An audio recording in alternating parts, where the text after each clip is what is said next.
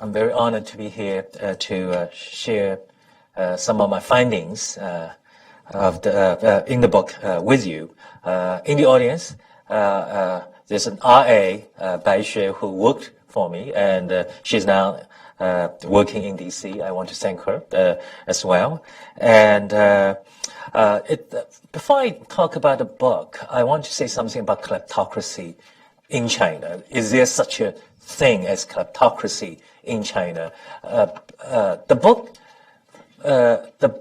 book really focuses on you might call mid-level to sub-high level officials,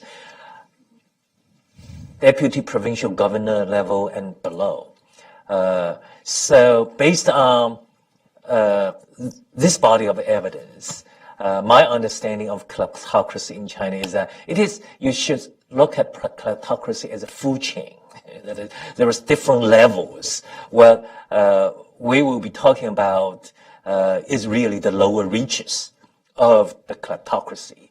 At the really high level, for researchers, and Professor Wiedemann, who is also a leading expert on corruption in China, would tell us that it's very difficult to get reliable, systematic data on very high level corruption in China, the level of state council, premier, vice premier, standing committee members, because the Chinese government simply does not publicize such cases, or even provincial governors and provincial party secretaries. This said, I would say China's kleptocracy is quite different from kleptocracy or conventional kleptocracies that we hear about. Most kleptocracies are based on natural resource extraction.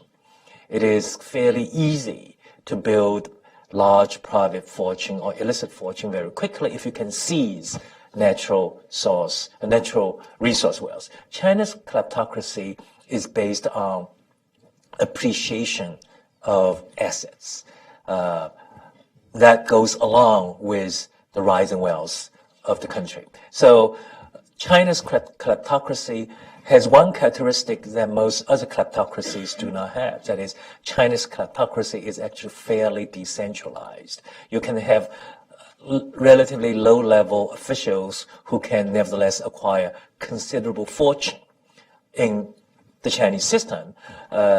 In other kleptocracies, only a very thin slice of the top elites can acquire a huge amount of fortune. So if you can build a Gini coefficient of the ruling elites, I would say China's Gini coefficient for the ruling elites probably is not very high. But if you want to compare China's Gini coefficient for the ruling elites with Russia's or Angola's or some other kleptocratic states, then their Gini coefficient will be very high. So this is just an introduction to what I'm going to say. What sparked my interest in the idea of crony capitalism in China? About 10 years ago, I was researching my last book, which is called China's Trapped Transition, and I found a group of strange, unusual corruption cases. These were cases that involved multiple individuals. In China, they were called a nest of corrupt officials or a string of corrupt officials, very figurative.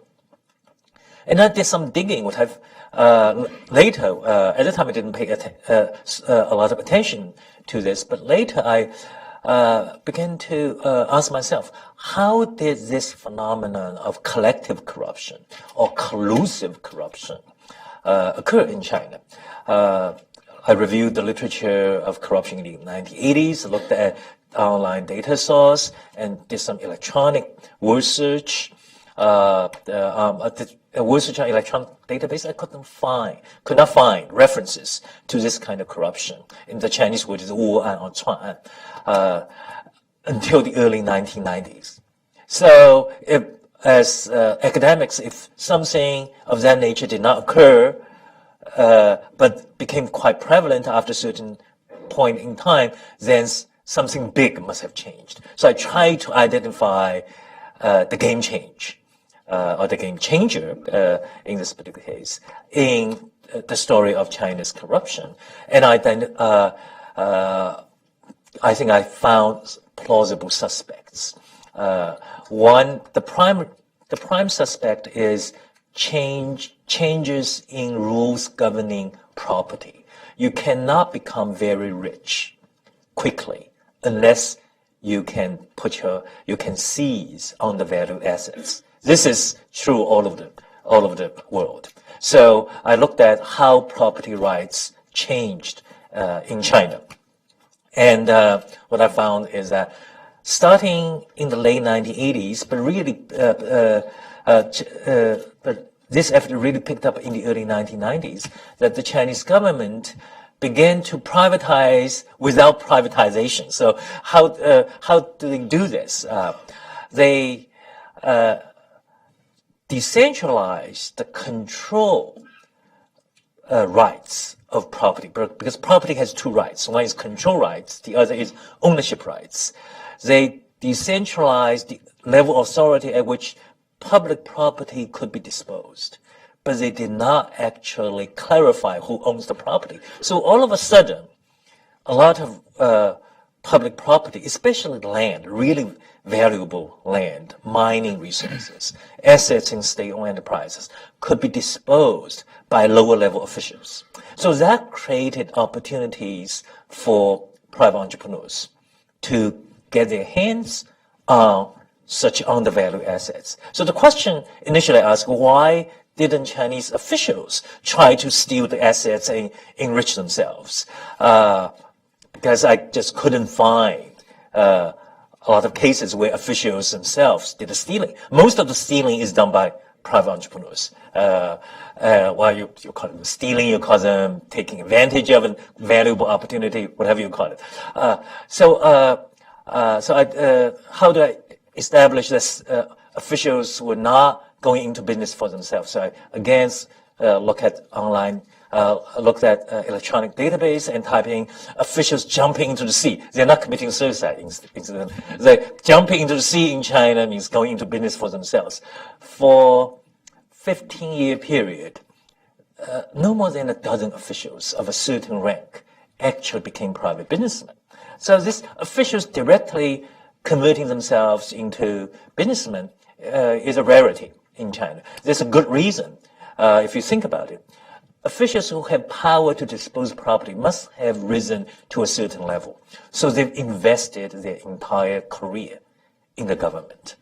In economic terms, it's called sunken costs are very high. So if they leave the government career, they waste everything. So they're risk averse in this case. Secondly, officials are very poorly paid in cash terms. If you want to take advantage of this opportunity, you need risk capital. They don't have risk capital. Even if you want to bribe people, you need some cash. So they don't have the risk capital as a down payment for that kind of asset seizure. And third, officials don't have the skill sets. Don't have the entrepreneurial skills to turn an undervalued piece of property into really valuable property, unless they flip it very quickly. So, but at the same time, another group of people, private entrepreneurs, they have everything. They know they don't have any sunken cost system. Their problem is that when you have a piece of property over which a lot of people have control, but nobody really owns it, they have to bribe all of them.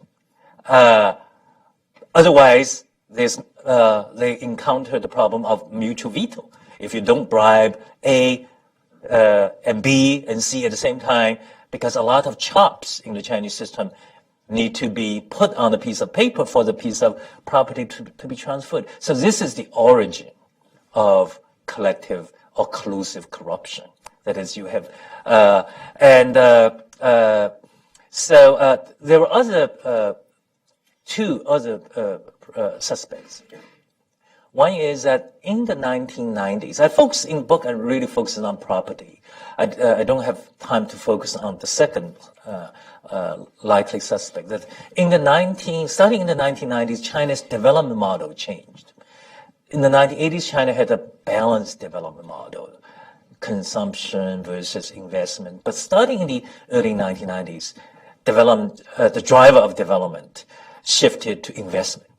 And a lot of that is state investment, infrastructure in particular. And infrastructure, investing in infrastructure, the same process of obtaining multiple approval also exists. That if you are a contractor, if you want to get that piece of action, build a highway, build that section of the railroad, you have to go to government and obtain chops. So that the same dynamic, the same incentive structure exists for bribing a series of officials.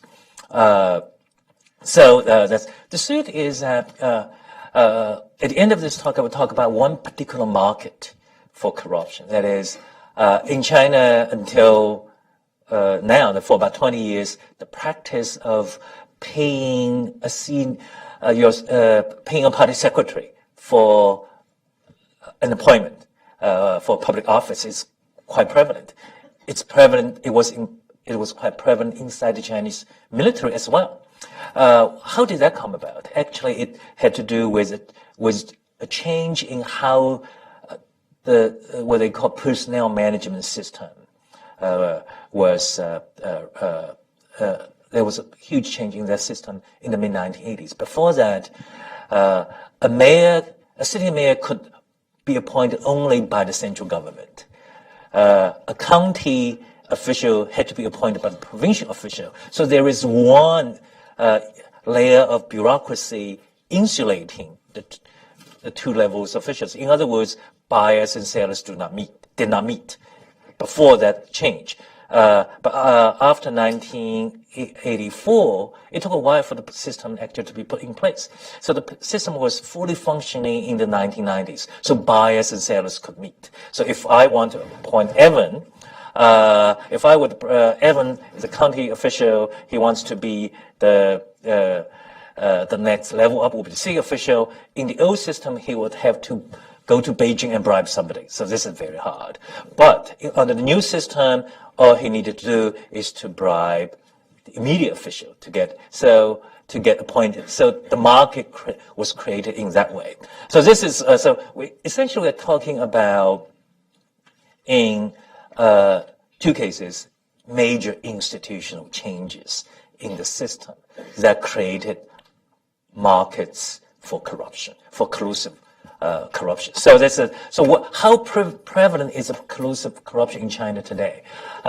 In the 1980s, unless the database I've checked is incomplete, but I've also read a lot of corruption stories for the 80s. You just don't find this kind of collusive corruption. But today, based on both national data and provincial data, it's about 40 to 45% of all corruption cases involved multiple individuals.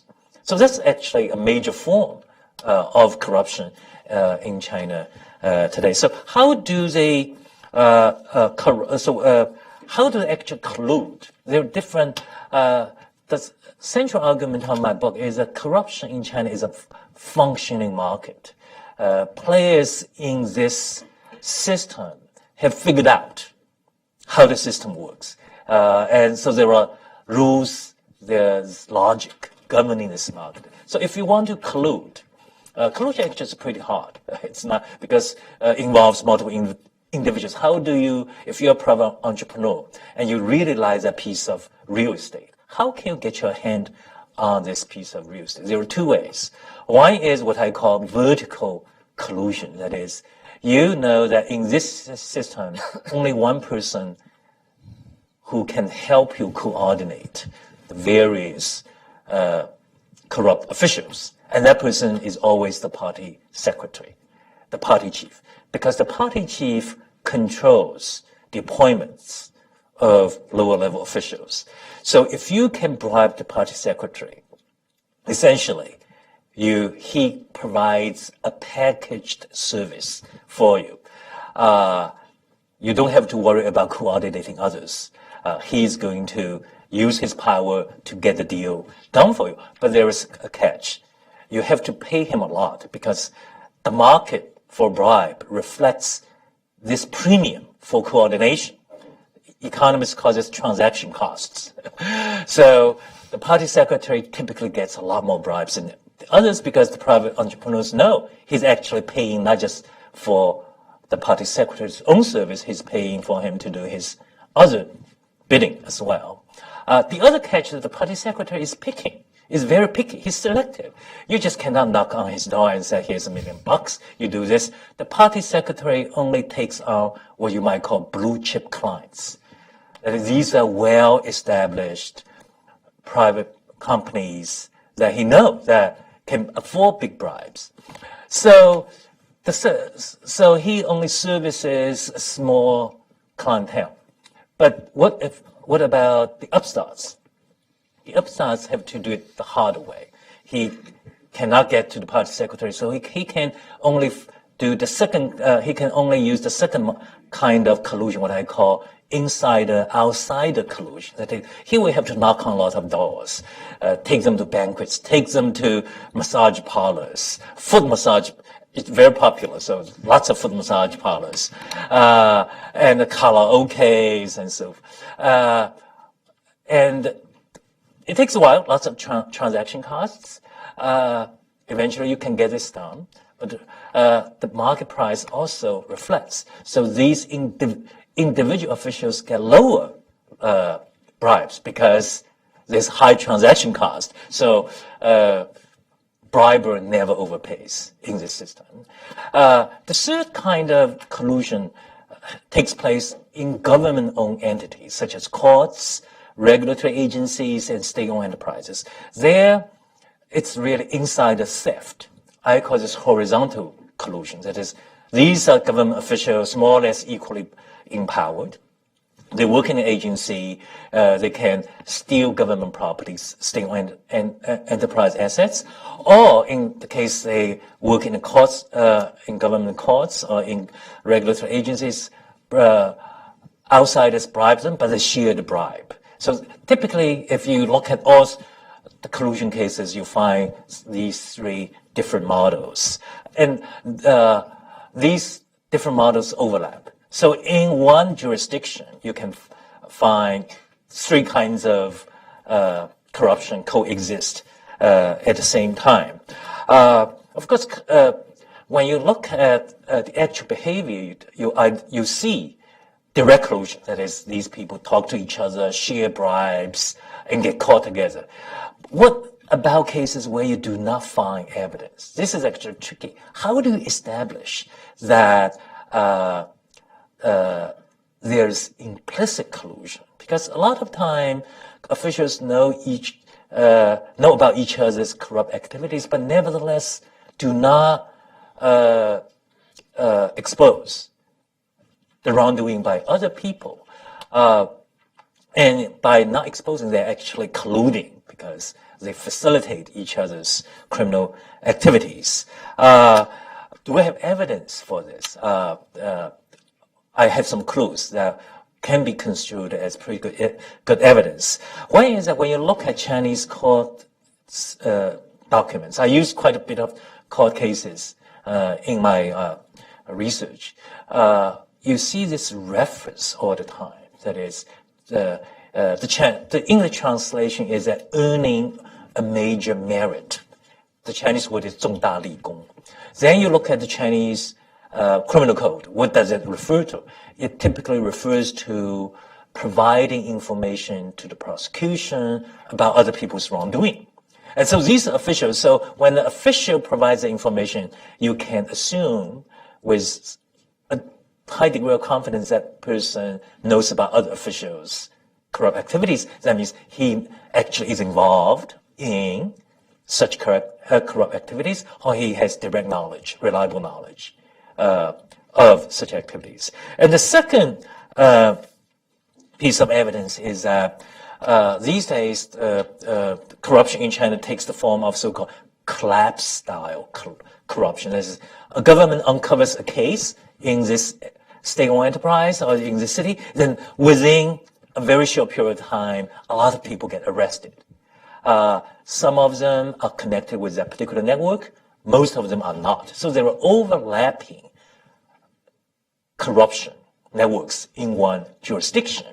And the third piece of evidence is that in the book I found that at least 2 or 3 strange cases.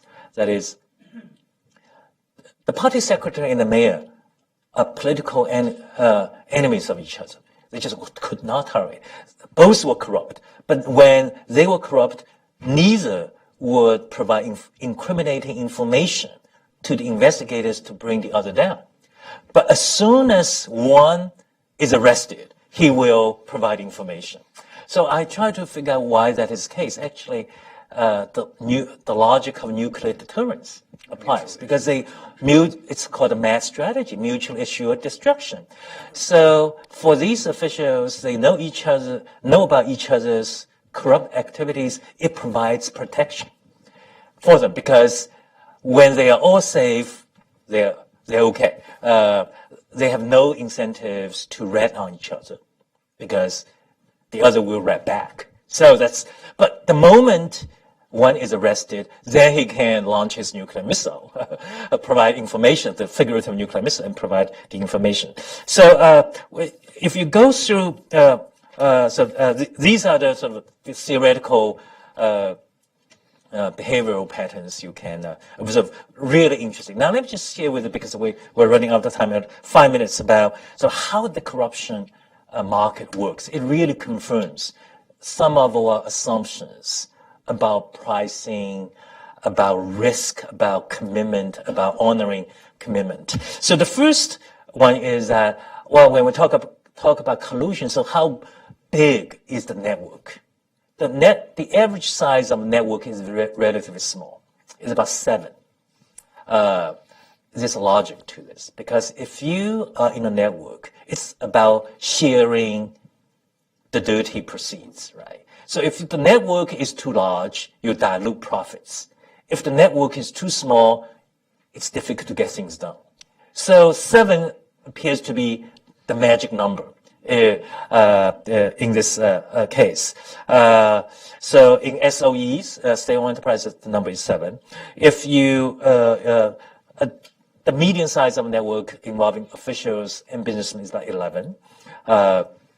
Organized crime and law enforcement officials about 6. And courts and regulatory agencies, the network is about 6. So relatively small. The second one is that is protection service less valued than property? The market is also quite efficient. If a private entrepreneur pays for a piece of undervalued property, he pays a lot more bribe. If he pays for the service provided by a crooked judge or by a crooked police officer, it's a lot less. So these are the numbers. So for officials who collude with businessmen, so we're talking about property transactions, the median corruption income is about $1.5 million. That's pretty large. The Chinese yuan is about 9.5. Then SOE officials who actually directly control government property, the median corruption income is about $1 million, 6.4 yuan. And then you look at law enforcement officials who collude with organized crime, and judges who took bribes to provide in return of favorable judgments, or regulatory agency officials who provide protection service. So for law enforcement officials who collude with organized crime, the median corruption income is roughly $100,000. So it's a lot less. Judges, about 10% more, about about $11,000. And regulatory agencies is about $90,000. So the market actually values property more than service, the third one. And then the third question is that does the corruption market reward power according to the amount of power an official, does the market differentiate between the levels of officials? In other words, if you have more power, do you get more bribe? Yes. If you're a county level official, the median, because this time I use median, there's huge variation in the amount of bribe. The median income for a county official is about 2.4 million Chinese yuan. And for a city level official, prefecture level, is 5.0. So it's immediately double. And then for a provincial level official, I'm sorry, yes, for provincial level official is about 8.2 million. So you see that it does go up. The more power you have, the more corrupt income you get. That's because you can dispose of bigger pieces of property. And the fourth question is that does the Chinese anti-corruption system function well in detecting wrongdoing by officials? The answer is not very well, because you can look at two sets of data. One set of data is on the duration of crime. Chinese publications are very helpful to people like me. That is, they would list starting which year this official began to collect bribes and ending with which year. So you can actually plot this time frame. So the median length of corruption for county level officials is about 6.5 years. Prefecture level 8.3, provincial level official is about 10.6. So it's pretty long. So this is one set of data. But the more damning data is this one. The second is that 80% of them were promoted while they were corrupt. Because getting promoted in the Chinese system requires a process of vetting, interviews, checking, and the system does not catch wrongdoers in this system. And finally, how do they actually price bribe? How do they actually price favors?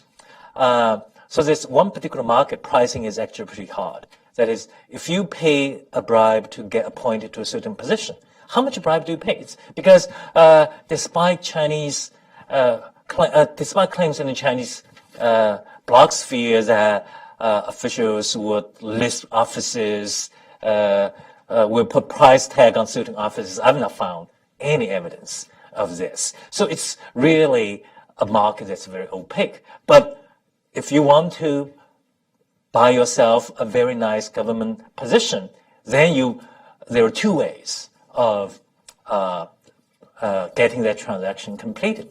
One is what I call using the installment plan. It's a price discovery. So how do you hit this sweet spot? Because you don't want to overpay.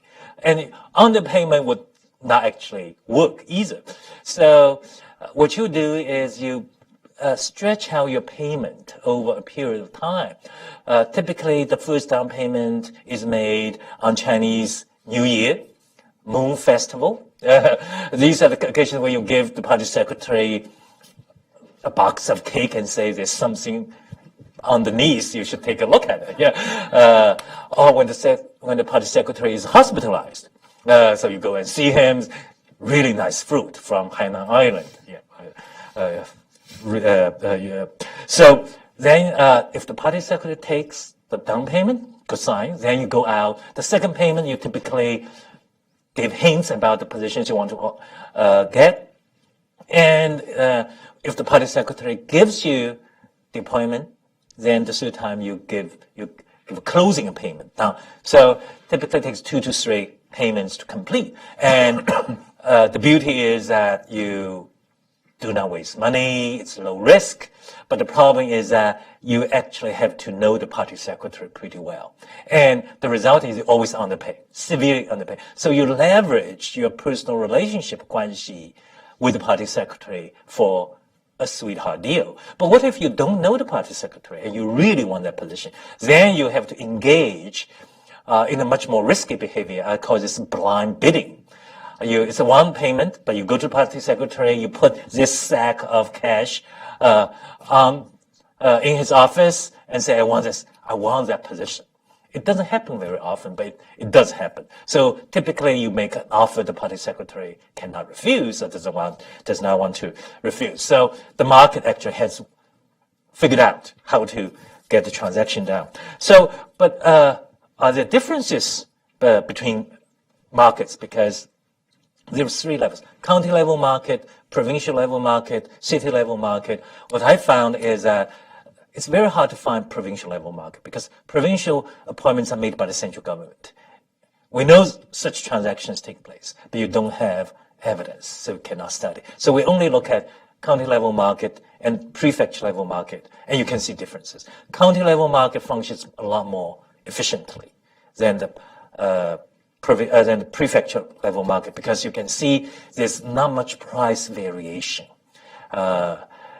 If price varies a lot, then a lot of people are either overpaying or underpaying. Provincial, prefecture level market, the median price, the standard deviation like 3x, so 3 times variation. In the county market, it's only 1x, so it doesn't vary a lot. And you can actually figure out why. County is a small place. People know finance bureau director can only collect so much bribe, so they know what they're getting. Provincial, prefecture level is a lot harder. And then actually, does bidding a larger sum of money actually can get you deployment? It does, because I have at least 2 cases where the highest bidder actually won. So that tells you something, that there is a market mechanism at work. And then there's another one is, is there a refund? Is there honor among thieves? So what if you bid insufficiently for a position and you don't get it? There's a refund. If you don't get, what's surprising about corruption in China, probably it's a subject for future scholarly exploration, is that I have looked at a lot of corruption cases. 260 in this, probably I've looked at least 1,000. I have so far not found a case where the official took the bribe and did not deliver. It's actually this commitment, and you have to explore why there's commitment in this case. Why there's no cheating in this game? So there's indeed honor among thieves. And finally, why government offices sold so cheaply? Then another market mechanism. You think about government appointments under control of a party secretary. A party secretary stays in his office for about average 3 years. So he essentially has a good that's going to expire very soon. So he has to sell it at steep discount or nothing, right? And second is that the real reason for selling offices very cheaply, the median price for a county position is 20,000 yuan, which is $3,000. That's nothing. It's like giveaway, and you can easily recoup your investment within 2 months. Incidentally, how are these purchases financed? They're all financed by dirty money, by corruption money, by embezzled public funds. Rarely do they actually use their own savings.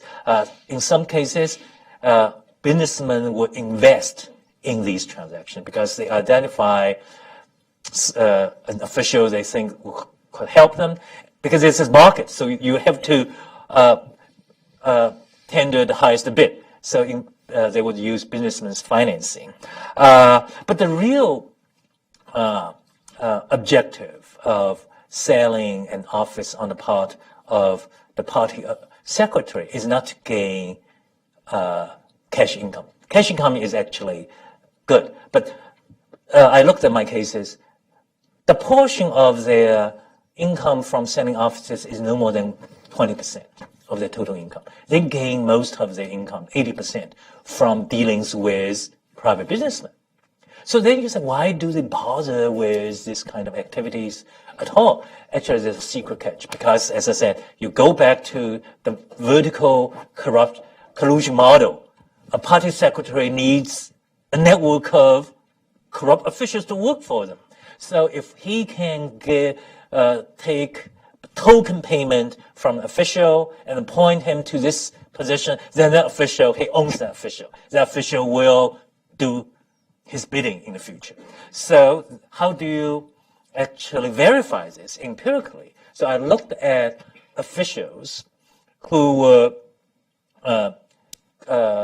in the database for selling office.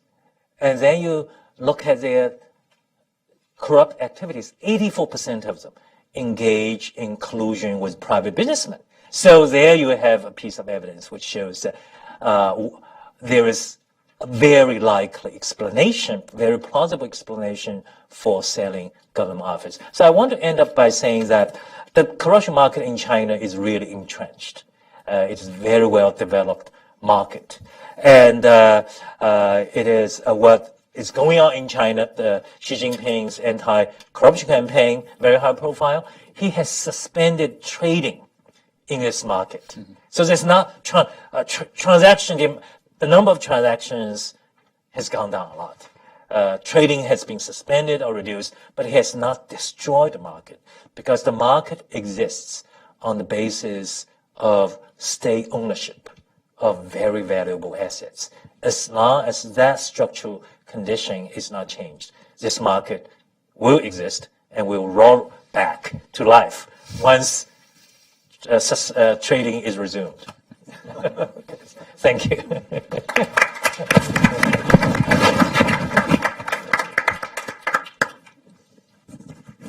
Well, next we're going to hear from each of our extraordinary panelists for about 5 minutes. But I'd first like to say just a very brief word about the book, because it's really very extraordinary, the way it lays out the whole architecture of all the different actors in crony capitalism in China, as Ming-Sing describes it.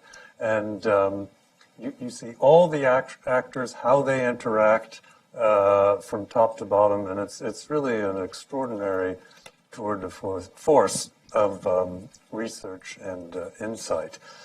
So thank you again, Ming-Sing. And our panelists then, Richard McGregor, Andrew Wedeman, and Evan Osnos. I'm not going to introduce each of them because we all have a short bio in the program. And so we'll start with Richard and then move through, and then we'll continue the discussion. Thank you. Thanks for having me here today, and congratulations to Min-Shin on the book. I think broadly, he's done far more research than me, particularly recently on this, and I can't dispute the core of what he's talking about. Collusive corruption is a joint enterprise based around loose property rights. The system has its own rules, its own operational codes, and of course, as he laid out, market pricing. In some respects, it's very valuable to look at, China is a government, but is also a party. So in many respects, it's like, Tammany Hall on steroids, intertwined with the sort of sophisticated ancient bureaucracy. They're both there. I also think he makes a very good point. I don't know whether he mentioned it just then, but this is tied, without getting too sort of pointy-headed about it, but tied to a big fiscal re-centralization in the 90s when China, the central government, thought the provinces were getting out of control. And so they made sure most of the fiscal revenue came back to them. And the way the local governments made up the money, of course, was selling land or trading land. And there's a number of ways in which they do that. I also think, you wonder, you look at the two kinds of systems in China. Now, if in China anybody plays up politically, if they start holding meetings with the Falun Gong, if they start agitating on Tibet or Xinjiang or something like that, it doesn't matter if you're on the smallest village, the authorities can get you like that. And depending on, how far you push it, you can be in big trouble. Why isn't the same attention paid to the sort of corruption at a local level? I think there are a number of reasons for that. One is, of course, this is what greases the system. It's something that actually Andrew might have looked at, but China, in many respects, perhaps until recently, was not like Indonesia under Suharto. Things got done. They got done at a higher price, obviously, but they got done. The other thing is, and something that I certainly noticed when I was living in China, that all the corrupt officials in big companies and small companies would make sure that their instances of corruption or their corporate entities were as complicated as possible, so that people from the outside really couldn't understand them. If you think of the States, for example, it's very difficult for even sophisticated entities like the DOJ or the New York Prosecutor's Office to really understand or get inside a crooked financial enterprise or trading enterprise. In China, the investigatory authority, it's not the police. Important to remember that. This is a party body which is doing the investigation. The Communist Party catches and kills its own. It only goes into the courts after they've done the work. This is an under-resourced body with under-trained people. And the only way that they can really get to the bottom of things is really to lock people up, interrogate them, isolate them, threaten them, maybe even on some occasions torture them, threaten their families, and so they confess. And they, as Minshin says, they implicate a whole bunch of other people who they've been involved in corruption with. So that's another reason why, you can't just have a national sweep and clean it all up. Minshin says Xi Jinping has suspended trading. I guess that's true, but I'm sure there's a little bit over-the-counter market still going on, or whatever you want to call it. I just want to make a couple of other points. I think reading this book made me think they're good areas for further research. We talk about all the sorts of. First of all, there's the issue of top-level corruption. He hasn't gone into this, as he said, because he doesn't have the same data to work with. I wonder really whether we're going to get more data because more people have been arrested in the last 2-3 years under the anti-corruption drive. If you look at one of the biggest anti-corruption cases in China recently under Xi Jinping, it was the Chinese general who was effectively the equivalent of the Joint Chiefs of Staff. And one of the charges against him that he was buying and selling commissions. Actually selling commissions, didn't need to buy any because he's already at the top. So he was selling commissions, in other words, selling senior posts in the military, which doesn't say a lot for, the China's military preparedness. But you see all the sorts of things that Minshin identified at the local, the local level, you see manifest at the national or provincial level, but of course without the same level of information. The other issue, of course, is, we've got grotesque corruption in China, but alongside a competent, functioning government. You can say many things about Chinese corruption, but it's also true that, maybe it's going to all unravel one day. I certainly don't think it's going to, collapse tomorrow, like many people have been predicting for years. China has a functioning government. It has many competent, sophisticated policymakers. I also think it's quite a creative country. I know that's a controversial thing to say in many ways, but also policymakers are quite creative as well. It's possible they've moved themselves into this cul-de-sac in which they're going to basically growth will slow down and will grind to a halt, particularly when the demographics kicks in.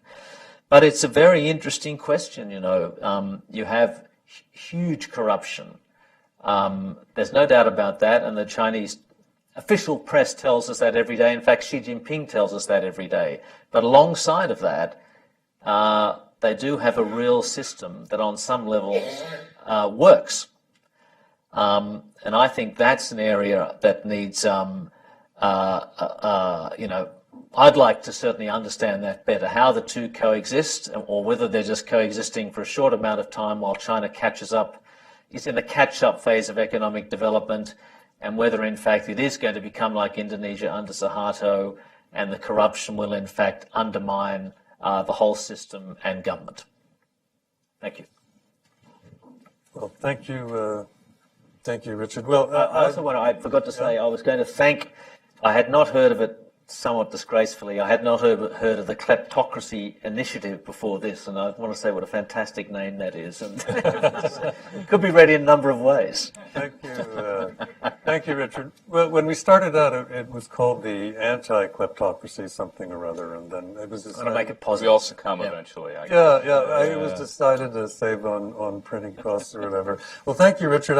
When you talk about corruption in a functioning government, it makes me think of one of Ming Singh's remarks about how reliable the corruption is. So It delivers, yeah. So I mean, on one level, that doesn't sound so bad necessarily. Well, let's move on to Andy then. Well, Richard actually gave me a very good opening for what I want to say. First, before I say anything, this is a terrific book. It is a first-class description of how corruption works in China.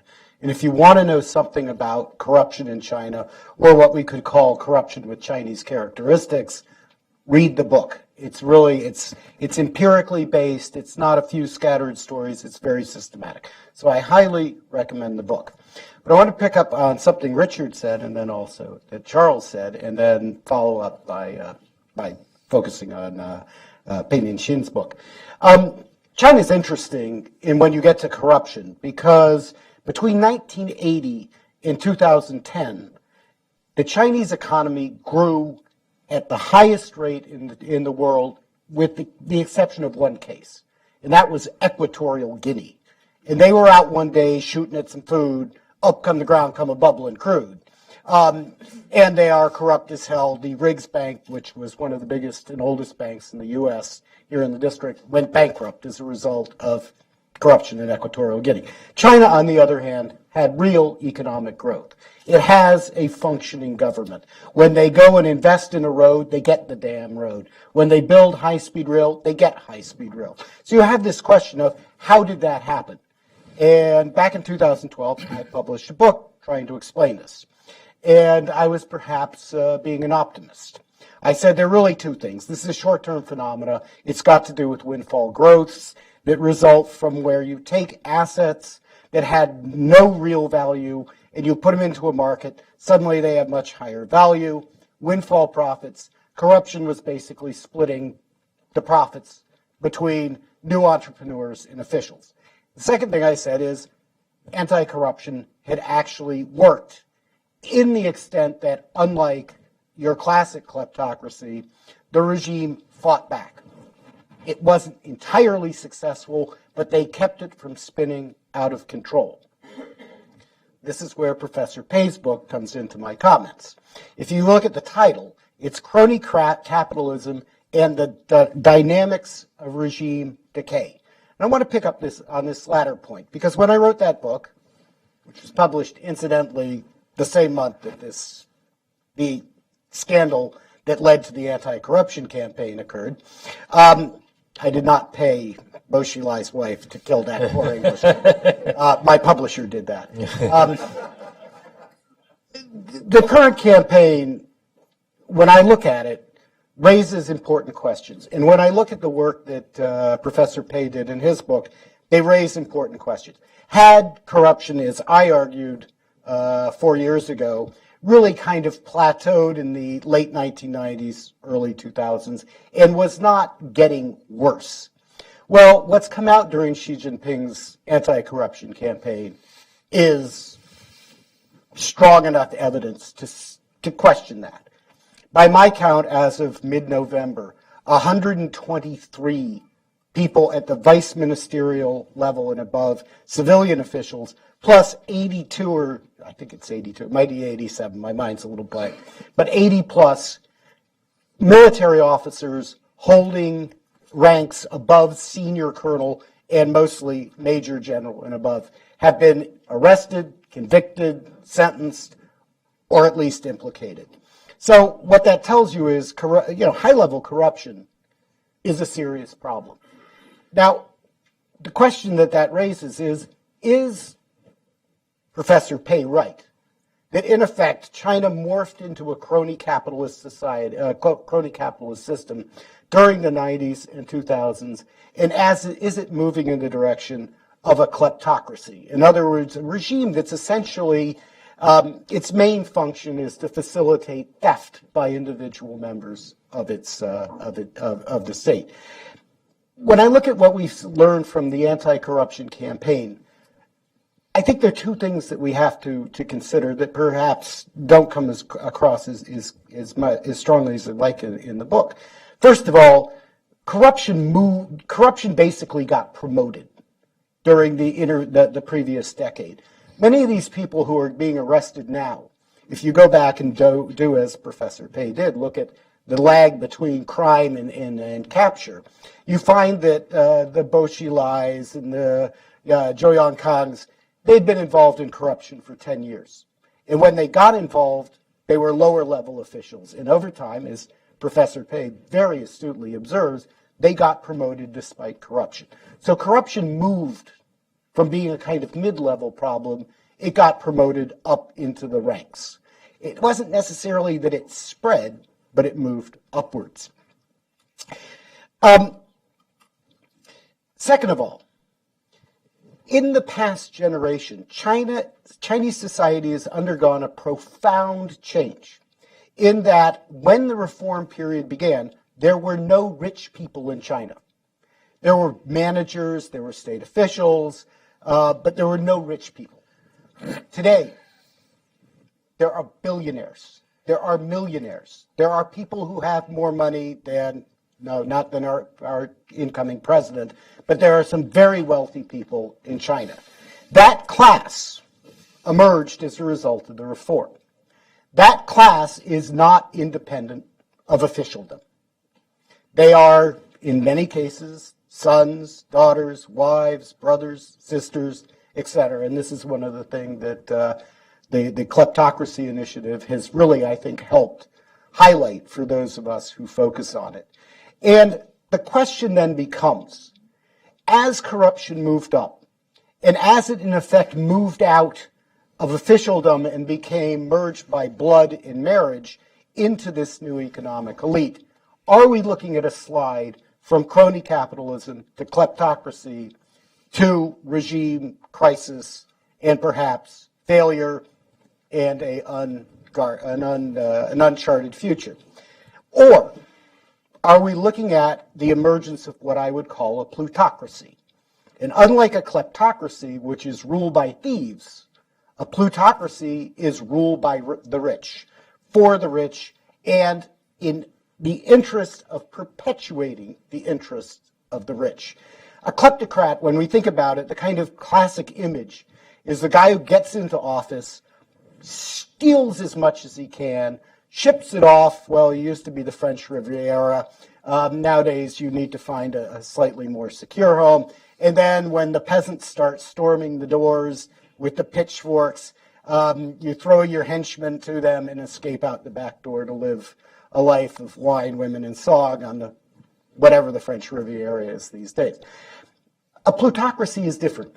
A plutocracy is actually about regime survival. It's about long-term income streams. And when I look at Xi Jinping's reaction to the evidence that I see emerging in 2010, 2011, that, corruption is not this kind of mid-level, controllable problem, but it's infected the very core of the party state. Xi Jinping's fighting back. Xi Jinping is determined to perpetuate the current regime. And the question is, will he be successful? And it's a very dicey proposition. He's taken out, as I said earlier, 200 senior people. He's obviously not taken out some other people. And yet he's wrangling with this question of, how can I get corruption under control? How can I can ensure the medium-term or perhaps even the long-term survival of this regime without having to do the kind of damage that I would have to do to effectively root out corruption? In other words, go after the people I don't want to go after because they may be related to me, they may be my political allies. So I think the book is extremely useful in setting up this question of where has corruption been and where is it driving us? Is it driving China toward a kleptocracy in regime crisis, or is it moving in a direction that is much less serious in terms of being simply a plutocracy, and one that could become a resilient plutocratic authoritarianism? Now I'll stop there. Thank you very much, Andy. We'll come back to this point you've brought up after we hear from Evan and look at a few other issues too. Fascinating. Yeah, thanks. First of all, thanks for having me here. It's actually a real honor to be able to talk about Min-Shin Pei's new book. This is a triumph. I think you've heard from the other panelists, and you will see, if you haven't already, in your magazines and newspapers and journals of choice, that this is really being regarded as a milestone book, and that's exactly right. And I want to make two comments, one on the approach and then one on the findings.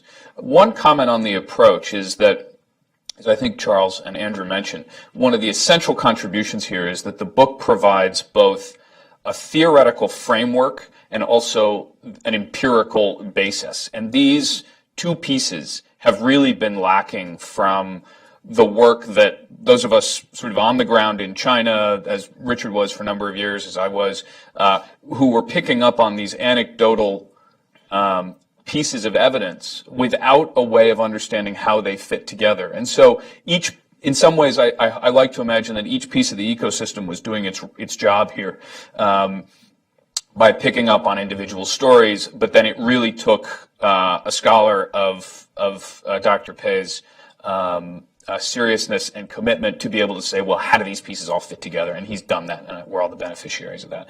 I will point out it was an unfashionable argument to be making when he started. And I happen to be privy to an anecdotal piece of evidence, which is the two of us were talking about China to a group, and it was tended to be a group that was focused on finance, and they were interested. A lot of people do business in China, and this was in 2011. And we started making the case. Both of us were picking up on similar things in the air. We were both very interested in the emergence of this new collusive, corrupt dynamic. And we made the case, and we said so. And the group in the room, all of whom had, in one form or another, invested in the idea that China was a place in which you got what you paid for, and it was an open system, and it was this functioning, everything seemed to be going fine, the bridges were getting built, the trains were being built, and what was the problem? They were not open to this argument. And it was a real act of a kind of intellectual bravery on Min-Shin's part to stick with it in the face of what were there's a lot of reasons why people didn't want to believe that this was in fact true. Now, events have unfolded in public in ways that confirm his thesis, but to any particularly young scholars out there who are wondering whether their hypothesis that they observed up close is correct, despite smart people telling them it's not, follow your gut. If you think it's right, you're seeing it on the ground, you're seeing it in the data, you may in fact be right, and don't abandon it. Now, an observation about the findings, which are so essential to all of our understanding of China. I will, if you'll indulge me in one anecdote, I'll tell you a story that sort of gives a form to some of the dynamics we've been talking about today. This is the story of Liu Jorgen, who was, as some of you may remember, the railway minister in China from 2003 to 2011. He's interesting because he begins to get at the question that Andrew and Richard mentioned, which is how is it that China is both very corrupt and also highly functional? How do these two pieces go hand in hand? And the reason why it was interesting was that Liu Jorgen, after all, oversaw this enormous expansion in the high-speed rail construction project. And if you came from abroad and you looked at what was happening, you saw these trains being built everywhere. And there was clearly construction was happening. Things were being built. And the question then became, well, if they were being built, well, does corruption really matter that much? Liu Jorgen, I will tell you very briefly, started at the lowest levels of the railway ministry. He was walking the rails with a meter. He was in charge of, checking literally tie by tie, making sure that the railway tracks were safe. And he worked his way up through a combination of personal aspiration and doggedness and skillful strategic corruption to the highest levels of the system. Along the way, he acquired the nickname Great Leap Leo because he was so committed to moving fast and to undertaking big projects. And in some ways, his dedication to that and the fact that he came from nothing and that he really did want to get his way into the highest levels of, call it collusive opportunity, that was essential to understanding why the system was actually being constructed. Now, along the way, he was not doing this pro bono. He was not, in fact, doing it for his official salary of $20-some-odd thousand a year. He was, in fact, profiting from it enormously. Estimates range, but he was eventually charged formally after he was removed from power and brought into court. He was charged formally with taking about $10.7 million in bribes, which everybody assumes. Say let's say maybe 4 times as much was what he actually took. This number was a negotiated figure, which was for public consumption, so as not to unduly besmirch the good name of his ministry. So he was charged with having taken 10.7 million. I will tell you, he's best known actually in China, though, for another fact, which was that he was said to have 17 mistresses. It's the Great Leap bit. Yeah, right, exactly.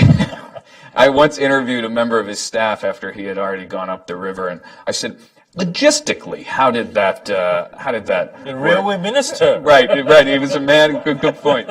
He was a man of transportation. High speed. Yeah, high speed is right. But the interesting thing about Liu Zhijun, in addition to the fact that it was both a combination of opportunity and ambition that allowed him to get into this position at all, the other thing that I find interesting about him is what he said during his trial. And there was a really revealing insight. So he go in public, in court, he played his part, he wept, he apologized, he said that, in fact, the Chinese dream would be the solution and this would get China back on the right track. But what was really interesting was what he said to his daughter. And this was a comment that was relayed through his lawyer in the state press. And he told his daughter, quote, "No matter what you do, stay out of politics," unquote. And the reason why that's interesting is it gets to the heart of Minxin's argument, which is corruption a bug or a feature in the Chinese system right now? And the conclusion that he reaches through all of this empirical work is that it is a feature. It's not a bug. And that's what Liu Zhijun was saying. What he said was, if you go into politics, you will end up in the situation that I am confronted with now. And that leads us to sort of finally, I'll just mention 2 things that I think are worth sort of questions for further consideration, questions for further study. One is, if it is in fact a feature and not a bug, and I think that's the right way to think of it, as Minxin has demonstrated, then we have to ask ourselves, well, then does that mean that China is in the midst of a cyclical process of managing corruption, the kind of cyclical process that it has conducted over the course of the last few thousand years, where it, the corruption gets too bad, and then there is either some abrupt or some other kind of change, and it goes back to a more manageable level, and then it begins to sort of, it's this ebb and flow? Or are we, because of the specific nature of the political system now, in a more linear kind of dynamic, where the corruption is in fact moving in a direction towards decay? And Andrew sort of mentioned that before. And then the last piece I'll mention, I don't have an answer to it, but just a question worth considering. And it's the one, part of the political stew that we haven't talked about in China, and that is the people.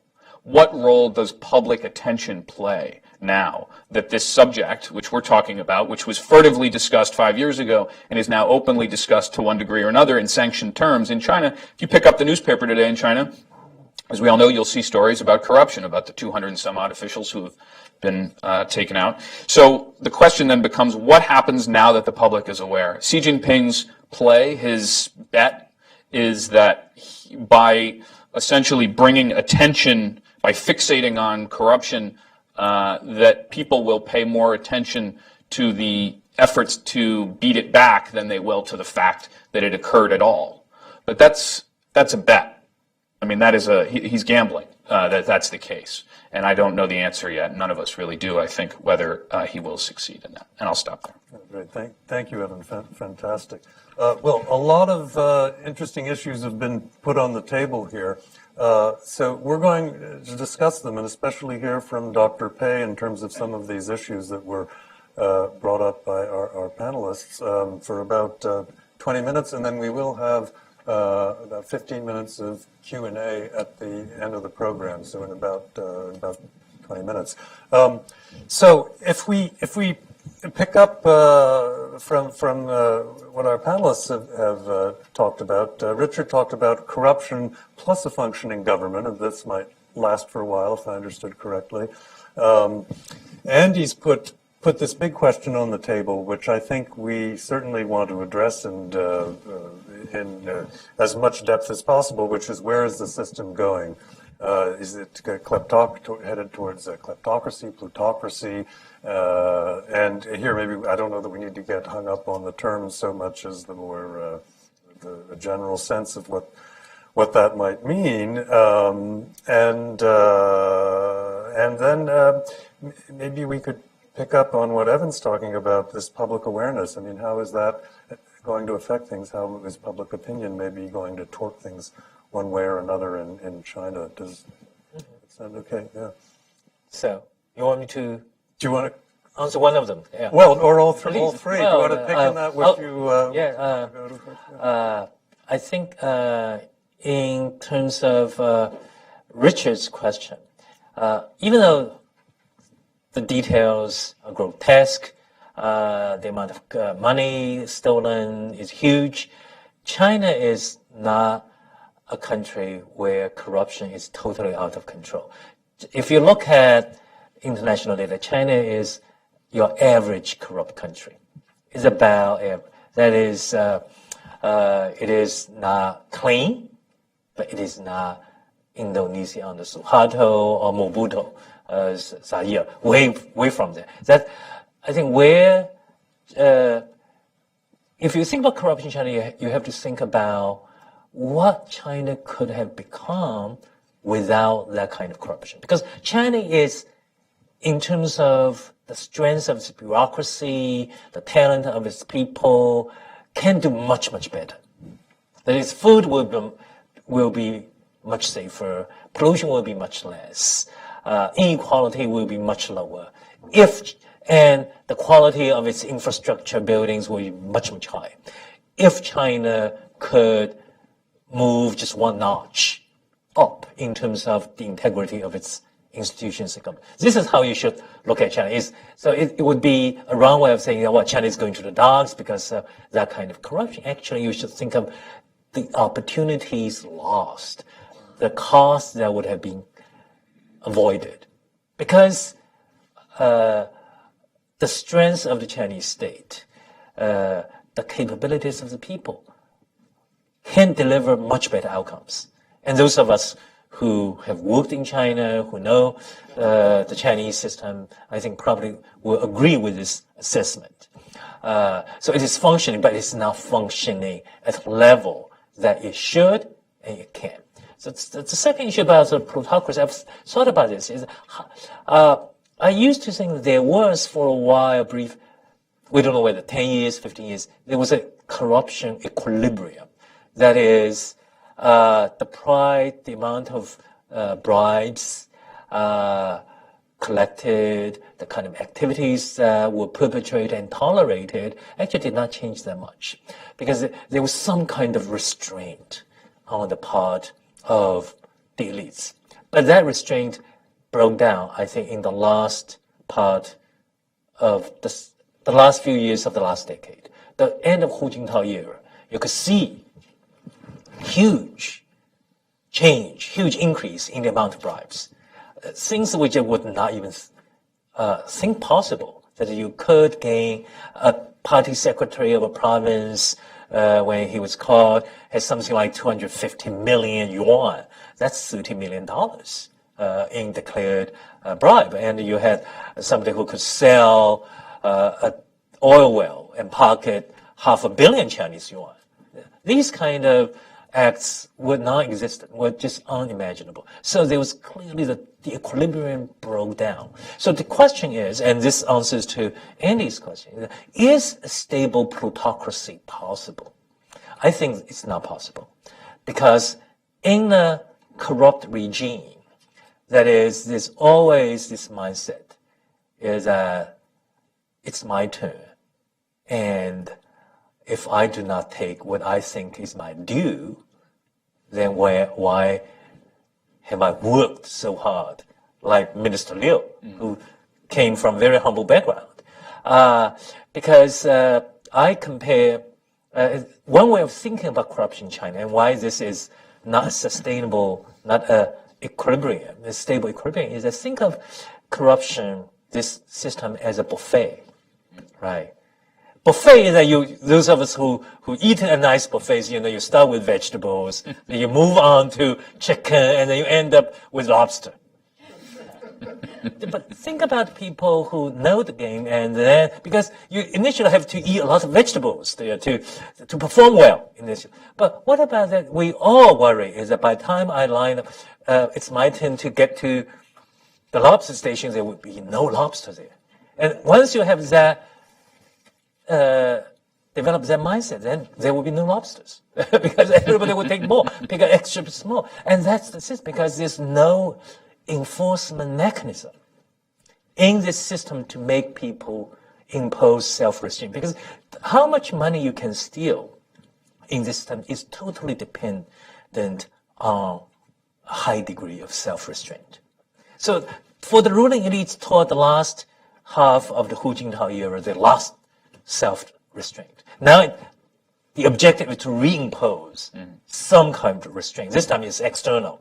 It's not self-restraint. So now it goes back to public awareness. I think Xi Jinping is riding a tiger, literally, because this is a corruption tiger. If he gets off, does not really destroy the corruption system, how is he going to answer the Chinese people? Because he's built up expectations among the people. But if he really destroyed the system, then who will actually in the system work for him? Nobody will line up at the buffet because they think there's going to be no lobster for them at the end of the line. Why line up? They would leave.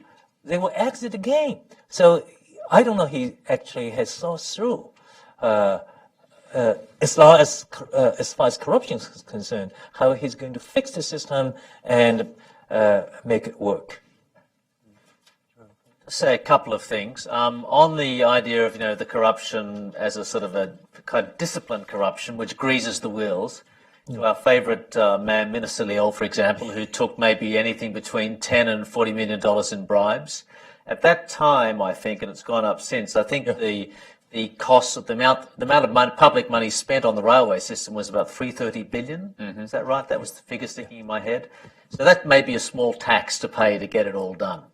The second thing about the buffet, for a long time there's been a sort of phenomenon in China amongst ministers, people just below the ministerial levels called the 59-year-old syndrome. In other words, if you don't make minister, you've got to retire at 60. And so if you're 59 years old, and you haven't had your turn at the lobster, at the buffet, there's a real tendency to cash in at that time, which of course makes you very vulnerable to being caught. And on the issue more broadly about Xi Jinping's anti-corruption campaign, now the sorts of blood-curdling statements he makes about the survival of the party and the country being on the line because of corruption, Jiang Zemin said the same thing. Hu Jintao said the same thing. So why is Xi Jinping the only person to really be serious about this? And I think one reason is because there's a big debate. Is he taking down his political rivals? Is he taking down people on more objective evidence of corruption? Bit of both, I'm sure. But, we must remember when he came to power in 2012, this was a year of an absolute earthquake in Chinese politics. Bo Xilai was taken down, a rival. The seeds of Zhou Yongkang, the security chief, the seeds of his downfall were sown at the same time.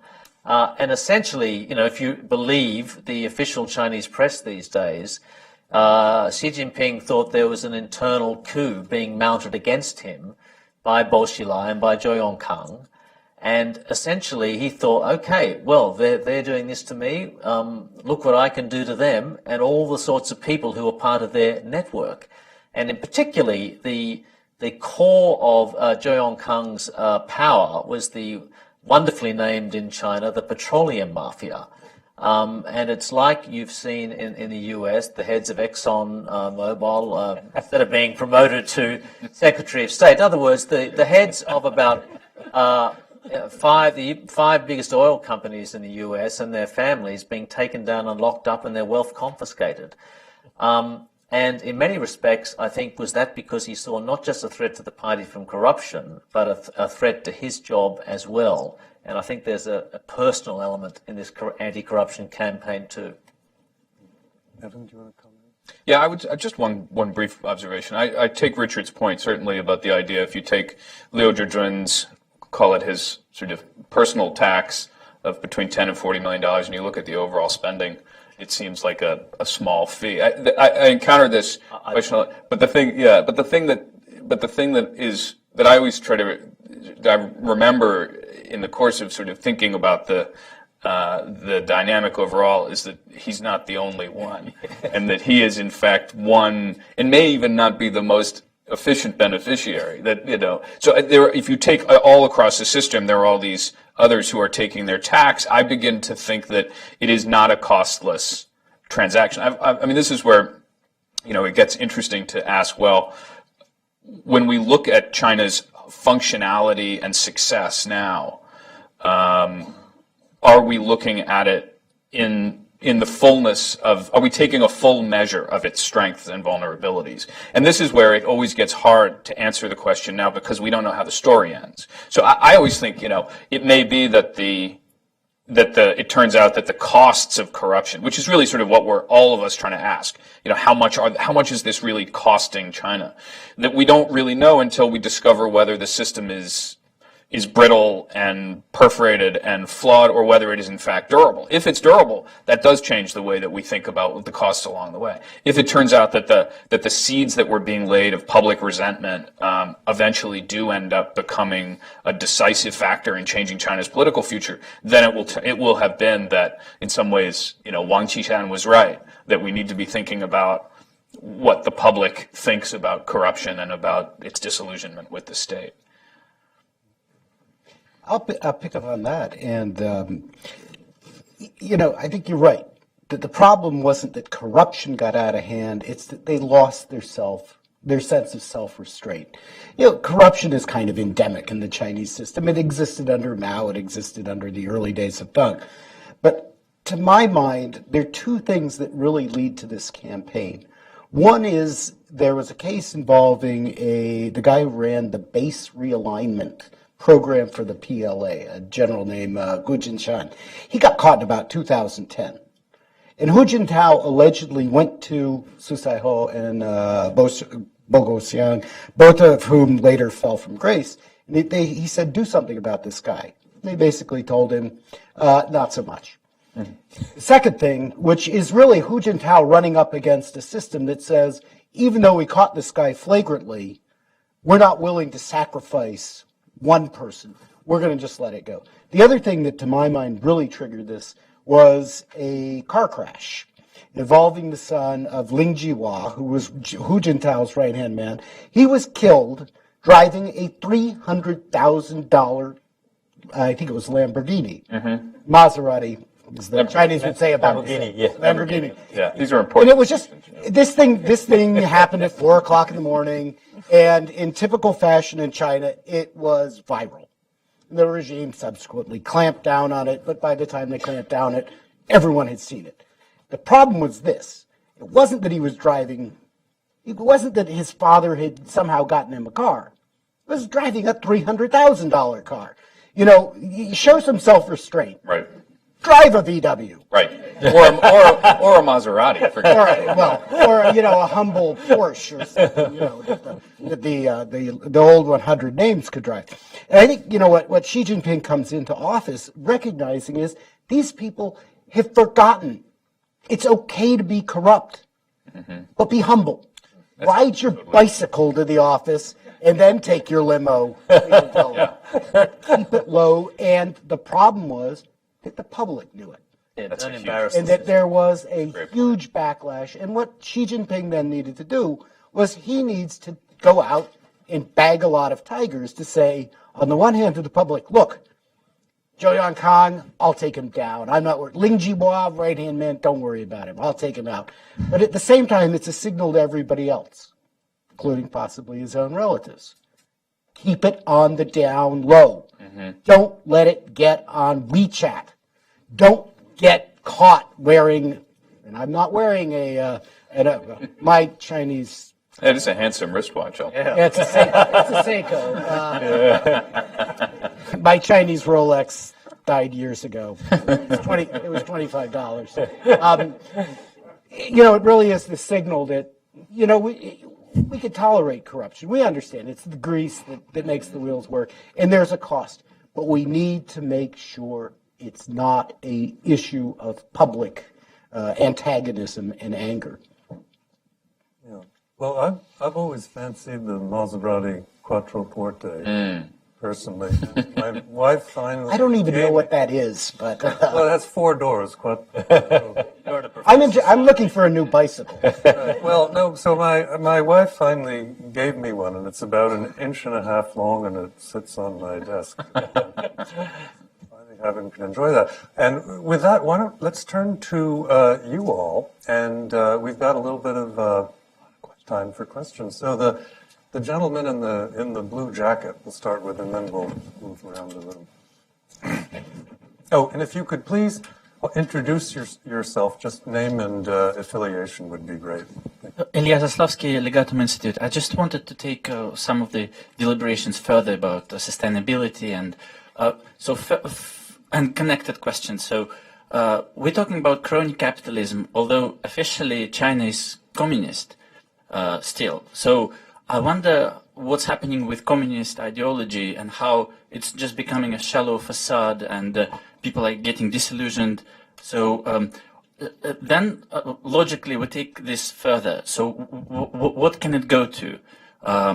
It can go to nationalistic sort of Wild West capitalism. And if that is so, then maybe corruption inevitably leads to expansion.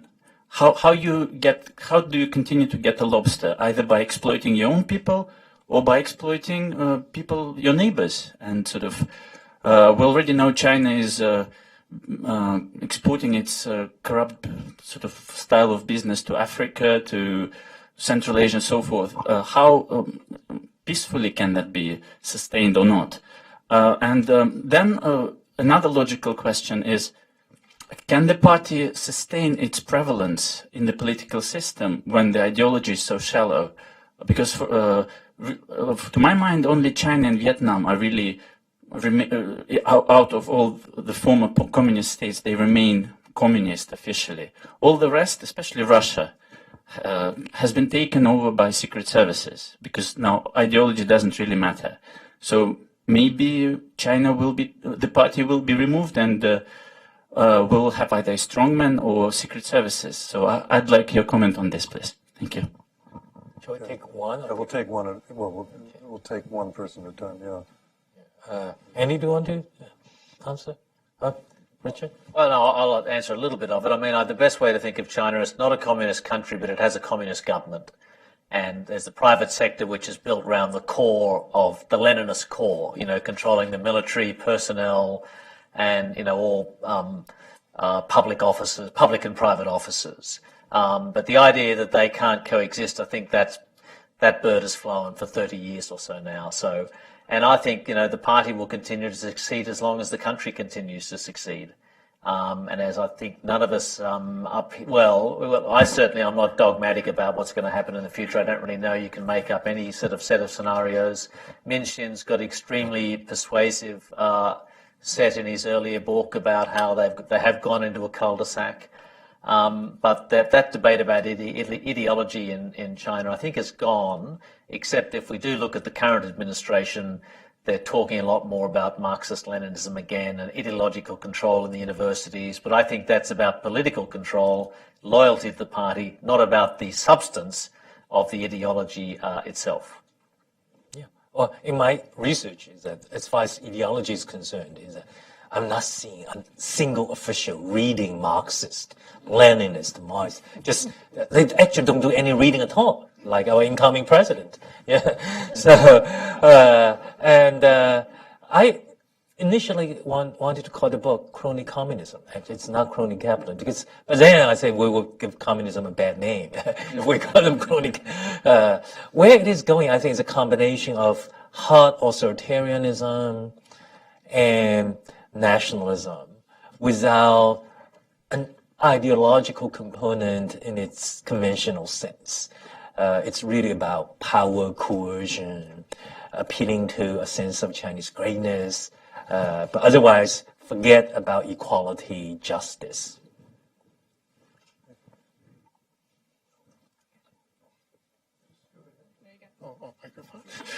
Yeah, Michael Davis, University of Hong Kong, and now a fellow at NED.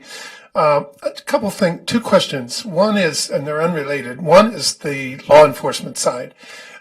Is there any rules that you've teased up in this marketplace about if everybody's corrupt, of course, everybody could get arrested or prosecuted.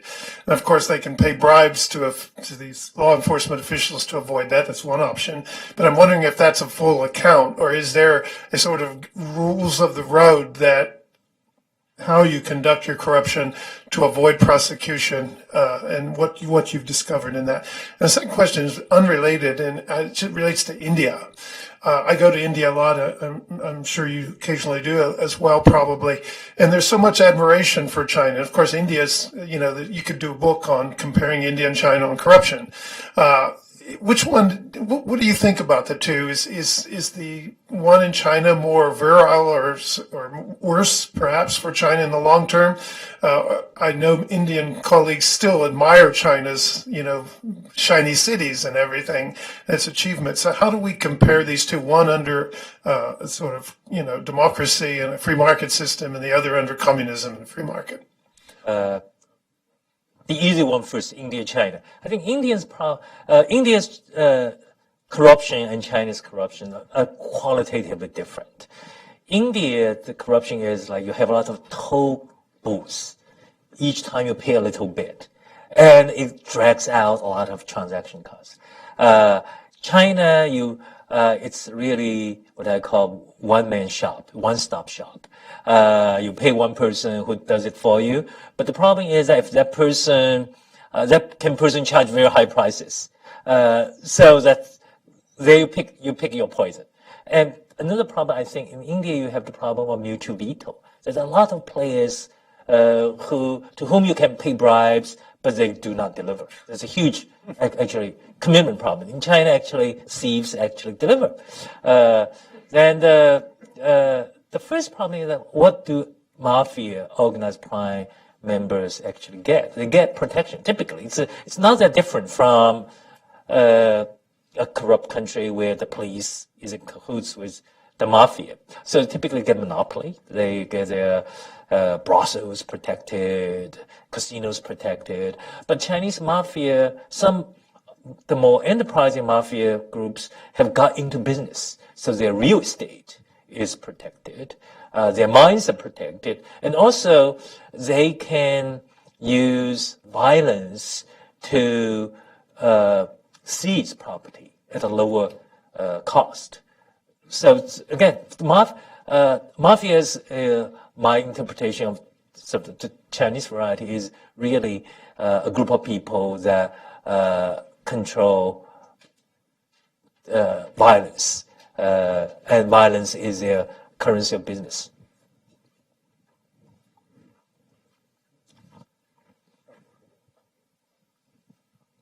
Thank you. My name is Arnold Zeitlin, and I teach in Guangzhou.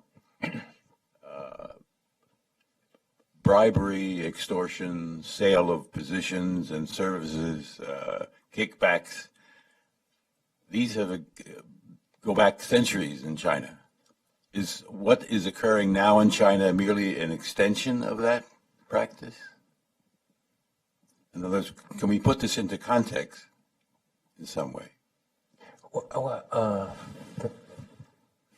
My initial response. You want me to answer the hardest question? The questions Actually, it's not true. That is, you look at certainly during the Mao period, the kind of things we now study did not exist. That we're not saying that the Mao period was not corrupt. It was corrupt in very different ways. And then you look at the amount. Is that corruption in the 1980s, the kind of things we study, did not exist. No, it's not money. Actually, you're challenged to find buying and selling offices because market didn't exist. I actually did Google 买官卖官 in you look at the 80s, no references come up. So actually, I think that I hear this kind of question all the time. It's the same as exists. It's actually not true. You have to look at data, look at facts. Yeah, I think on that point, I think the issue of the partial liberalization of land, which in his book points out very well, I think is a big factor in that. And once you have an administrative bureaucratic system with discretion, that makes it, and plus the urban-rural land divide. So I think that's another factor. Also, one other note. You framed the lens broadly to say, what if we go back hundreds of years? Maybe not even just to the 80s and the 50s, but let's say if we go back a long way. I mean, you do find moments of extravagant corruption. There was a famous eunuch at the end of the Qing dynasty who was said to have amassed more in his own personal treasury than in the national treasury, and that contributed to the downfall of the dynasty. So in some ways, I find the context in this case is relevant. It's a longer discussion about whether it's disconnected or connected, but it shouldn't necessarily be reassuring in the sense that even though there may be longstanding trends towards gross corruption, it doesn't end. It's not as if it gets digested comfortably into the system. It tends to produce abrupt and radical change. The dynasty falls. Indeed, yeah. That's but I agree with you that the long-term sort of mindset is relevant. I think it's also important to keep in mind corruption in the Maoist era may have been denominated in seemingly tiny things. A couple of pounds of pork, a bottle of baijiu, a carton of cigarettes. But the value of those things, back in a day of chronic scarcity, can be equal in some sense to a suitcase full of renminbi these days. So yes, corruption exists in virtually every political system. It's a matter of degree. And in the case of the Chinese system, it fluctuates. And at some points, it's just routine. At some points, it gets more severe. Is it more severe today than in the 1980s? Yes. Is it more severe than in the Maoist period? Yes. Is it more severe than in the later part of the Qing? Well, that's a good question. And we don't have much data there. But, it is a constant. It's a matter of variation in quality and quantity. Well, since we're on the Mao period, there's one anecdote I always use in illustrating the difference between the elites today and the elites during the Mao era. We all know about the Gangnam 4, right? Number 3 on Gangnam 4 is Wang Hongwen, who's vice chairman of the Chinese Communist Party. One for a while Mao's chosen successor. Not a very bright person. But in one of the memoirs about Wang Hongwen's corruption during the Cultural Revolution, there were two instances. Wang Hongwen liked Mao Tai, but he was paid very little. And Mao Tai was very expensive, very rare. So in those days, at the state banquet, they would recycle Mao Tai. Is half a bottle, not drunk, they would recollect. And Wang Hongwen would pay 2 RMB, 2 yuan, for a bottle of recycled Mao Tai. That was considered corruption. Today, he would be a paragon of virtue, right? Now, there's another instance. He also kept a German Shepherd. And German Shepherd has a voracious appetite for raw meat. And he couldn't afford more raw meat. This is vice chairman. So how did he solve that problem? He reclassified his German Shepherd and his guard dog. And as a result, the guard dog would be entitled to officially provided meat. So that's corruption. Different variation on the lobster theory of politics. Hi, my name is Mark Dallas. I'm a professor of political science and a visiting scholar at GW Business School. I'm a little bit more optimistic, perhaps, given the way you framed it, because it seems like there's two different markets here. One is for positions, and that could be always replenished, right? Because people retire and then it gets replenished, right? The market for land is limited, however, right? There's a certain amount of land. And so as growth goes down, the value of that market is actually going to shrink. And also, you can only privatize so much. And I'm wondering if you agree with that. And also, can you consider this as privatization by another means? In other words, privatization of land by other means.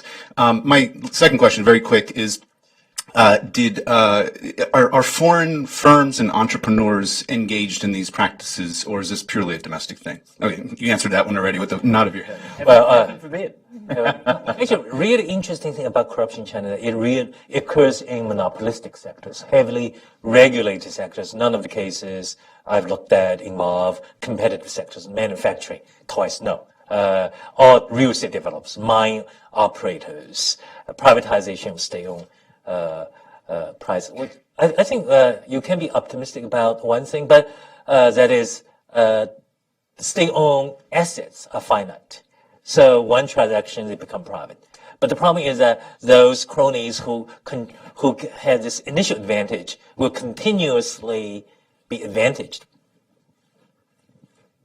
In answer to the foreign question, by the way, there's a great story about GlaxoSmithKline that is, perhaps the best recent, and it's, there deserves to be a dissertation done on the way, but they got drawn into all of these practices and mores, and they ended up, commissioning investigations, and it's a tough business. And then J.P. Morgan, of course, just settled for $294 million.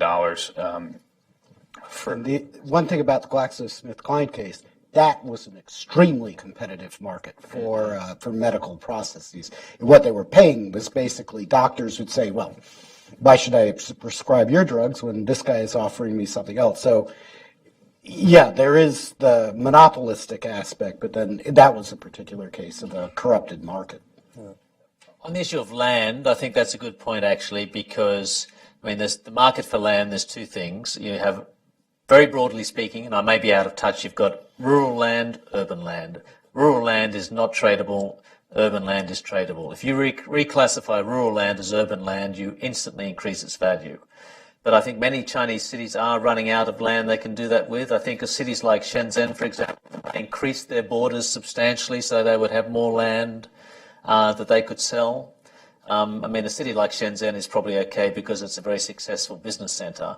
But many other places will run out of land. And of course, we'll run up against another important national policy, which is to preserve arable land. So I think that is a cycle that will have diminishing returns. I can take one last question from the gentleman near the window there. Hi, John Sullivan with George Mason. You've also written, you're obviously spending a lot of time at night writing. You've also written an article for the Journal of Democracy, which makes me think about the democratization question. As countries reach a certain level of income, political science theory stipulates that the demand for reform will reach the point where they'll democratize. After listening to this panel, I've concluded that China won't get there, ever, and is going to break the theory. What do you think? Is China going to get there? Well, based on all the social science findings about the structural factors under which, favorable for transition from authoritarian regimes to democracy, China actually has them all.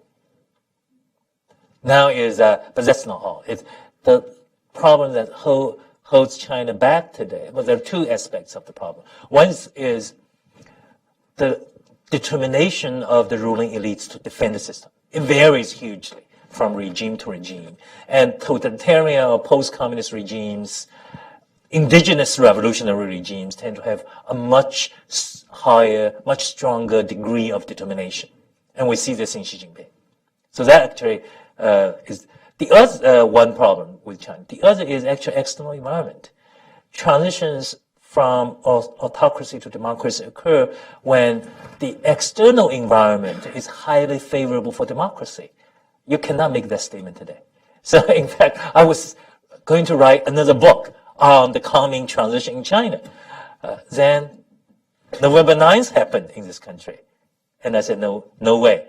I will be a laughing stock if I tell people that given what democracy what has happened to democracy in the West, that China will copy a Western democratic system, I had to be crazy. I wonder whether there's a negative threshold that if a portion of a country begins to make less than a certain amount, do they run the risk of losing democracy? Yeah, well, there's research on this, but the research that is that this supposed to be that once a country has reached a level of say 6,000 per capita purchasing power, then democracy will always stay there. I think recent events have shown that that's not the case. Venezuela. Actually, I think what the literature says is you reach a zone in which the probability of a transition goes up. But ironically, if you make it out of the zone in terms of income, rich countries don't have revolutions. Yeah. You can be rich and authoritarian. Yeah, but so is the argument. yeah, but that group, I just have that group, Pretty tiny. all oil producing.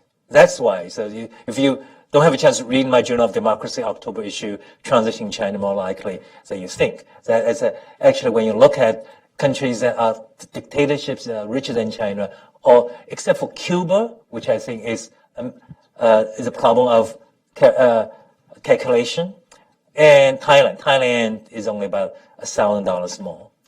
All of them are oil-producing countries. So that's why you have to be rich.